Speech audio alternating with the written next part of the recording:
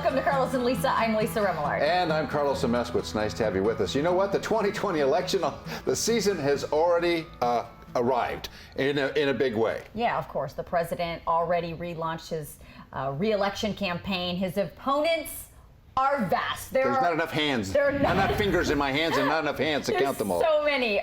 He also, by the way, has one Republican challenger and a record 23 Democrat presidential candidates against him. 20 of those Democrats take to the stage tonight and tomorrow night for the first of 12, count them, 12 scheduled primary debates. Center stage tonight, of course, Senator Elizabeth Warren, former Representative Beto O'Rourke, and tomorrow, former Vice President Joe Biden will stand side by side with Senator Bernie Sanders. That should be interesting, huh? Yep. Two nights of it. The debates are the voters' first chance to get a good look at those people who are running and what they say, what they believe, how they stand on the issues. That are many issues, of course. And of course, in California, there are a lot of issues that are important to us. And so that's why we invited former four-term California State Assemblyman and now political strategist Mike Gatto here to talk all about it. Hi, Mike. It's great to be here. Thank you for coming in. What do you make of 23 Democrat opponents? Well, of course, it reflects a lot of energy that exists to challenge President Trump. He's obviously very unpopular among Democrats, very unpopular in certain states, and this reflects the tremendous energy because a lot of these people think this is their best chance to get to the White House. But like when we had all those Republicans on the stage back in the 2016 election, and they were tearing each other apart, it seemed to be counterproductive. And this is part of the beauty of being on television, watching these people tear each other up. This could also have sort of a negative effect on the Democrats. Oh, absolutely. You look at this time last year in the Republican primary, everybody thought it would be Jeb Bush, maybe Marco Rubio, maybe Ted Cruz, and this guy named Donald Trump emerged. It's totally possible. Everyone's focusing on Biden and Bernie. It's possible we don't even know who will be the nominee at this point. So let's talk about the issues. Let's talk about immigration. Do you expect immigration to be a major focus of the debates tonight and tomorrow? I think so. I think on a lot of these traditional Democratic issues, particularly the ones that the base are clamoring about, including immigration, you're going to see this great pull leftward. Because with 21 candidates, and as one of my friends put it, some of these folks are to the left of Mao. They will be pulling the party leftward. And that is a major theme to watch in these debates. How far left do they pull the party? A lot of things are at play here. Not only the pulling of the left, we've got some young people moving in that direction, but then we have some kind of the old guard in Bernie and Joe. So how do they play into this, and how do they appeal to the younger voter? I mean, Bernie already does. Precisely. So that's another thing I was going to talk about is you have this tremendous cleft between the older generations and the young people trying to make their mark on the party.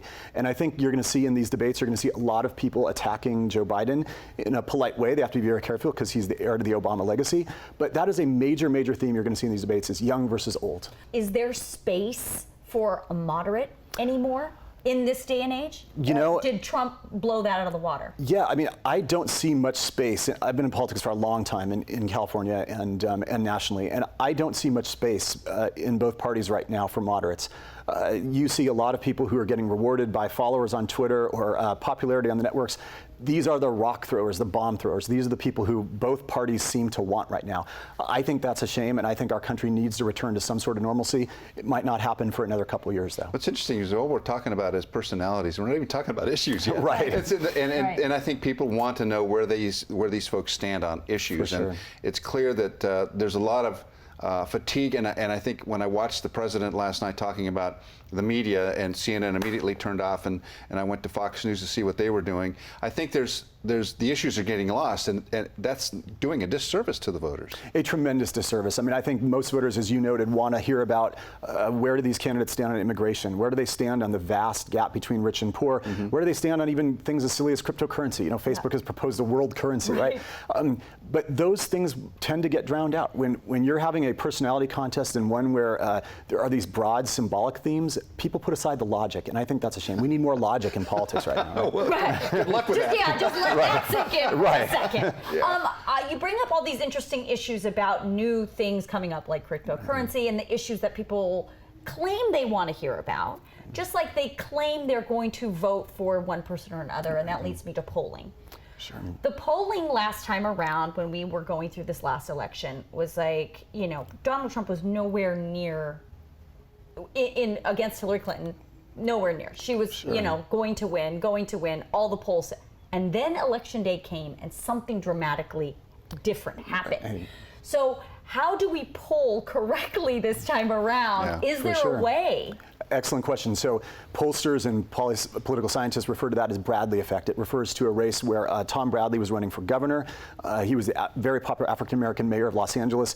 A lot of people said they were going to vote for him, but in the ballot box, there was some perception that some racism took place, and people who had said they were going to vote for Bradley voted for the white guy. The white guy got elected. You could argue that happened last year as well, or last cycle as well, where a lot of people said they're going to vote for Hillary Clinton, but in reality, they were Trump supporters. Last time I noticed this too, and I always bumped up his poll numbers by about 2 or 3 raw points because I figured President Trump? Yeah, Now because President I Trump? figured that there was a number of people who did not want to admit that they were going to vote for him, but in the privacy of the ballot box, they did vote for him. Lisa and I were covering that live that night, and we were really stunned by the difference in the results we were getting from some of the key states and what was actually happening. And you know, The little polling. meter on the New York Times yeah. website Oh was my like gosh. all of a sudden changing the other way. Yeah, it was crazy. That It was night. way different, yeah. That leads me to my kind of last point about personality of the voters. I want to switch it around. Trump supporters are small compared to the majority of Americans. However, they are dedicated to him. This subsection of the American population is diehard for him. We've seen them at rallies. They camp out, they wait for him. They would follow him off a cliff. Sure. Is there any Democrat in this race at all that pulls that same weight? Closet poli-sci major, folks. I mean, there's another, excellent point. This is an excellent point. And political scientists refer to this as it's enthusiasm versus numbers, right? And his supporters are way more enthusiastic. And this is something that really matters in an election where, you got to push people to polls and caucuses and things like that. Yeah, it really matters. I think there's a number of candidates who have sparked a little bit of that so far. You could argue that Buttigieg is in that category. You could argue that Warren's followers are very enthusiastic, but I just don't think there's enough clarity at this point. With 21 candidates and each of them polling 5, 10 points, who knows?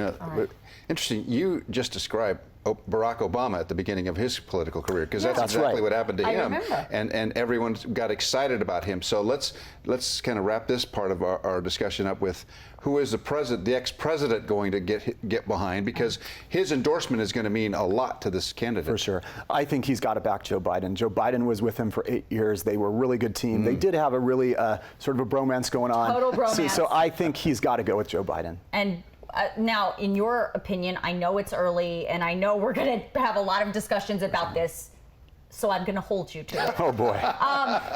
Who is your front runner? Who do you look at tonight and tomorrow? So I think Joe Biden does something bold. I think he pulls a page from Ronald Reagan's playbook. Ronald Reagan in his losing run. In 1976, Ronald Reagan came out early and he said, I am going to pick my vice presidential choice early so you know our ticket before you have to nominate me as your choice. Now, he still lost to Gerald Ford. Yeah. But I think Biden comes out and he says, I'm picking my vice presidential choice early. I'm only going to serve 1 term. And I think that calms down everybody else, and all these people who are in this 21-person field, they start thinking about 2024. Who does he pick? I like Stacey Abrams in Georgia. Yeah. I mean, she's somebody who I think would be a great vice presidential choice and a great president. So, I mean, that's somebody who knows. I mean, I always joke there could be some attorney general in a state that we haven't even heard of right now who could be elected. And just remember how much Barack Obama was polling. And at this Mike stage. Pence was a complete surprise, too. That's right. Yeah. All right. Mike, thank you so much for your expertise in this. We really Thank you. appreciate it. Great to And, be of here. course, we'll be watching these debates along with you. Right here on BeondTV.